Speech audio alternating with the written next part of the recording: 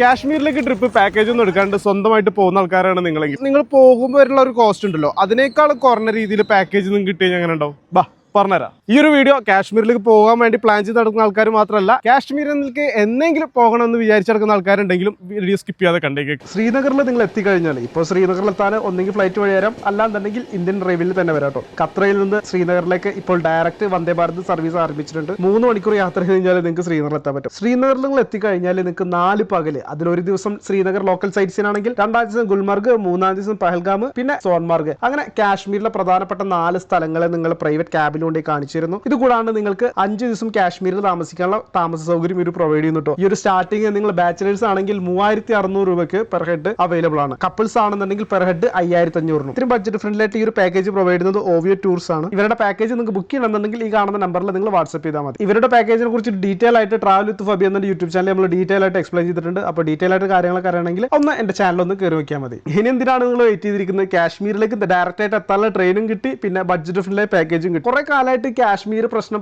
എന്നൊക്കെ പറഞ്ഞിട്ട് നീട്ടി നടക്കുന്ന ചങ്ക് ഫ്രണ്ട്സ് ഉണ്ടല്ലോ, അവർക്കൊക്കെ വീഡിയോ നിങ്ങൾ ഇപ്പൊ തന്നെ അയച്ചു കൊടുത്തേക്ക്. ഇതുപോലെ ട്രാവൽ ബഡ്ജറ്റ് വീഡിയോസിനായിട്ട് ട്രാവൽ വിത്ത് ഫബി എന്ന അക്കൗണ്ട് ഇപ്പൊ തന്നെ ഫോളോ ചെയ്യാം.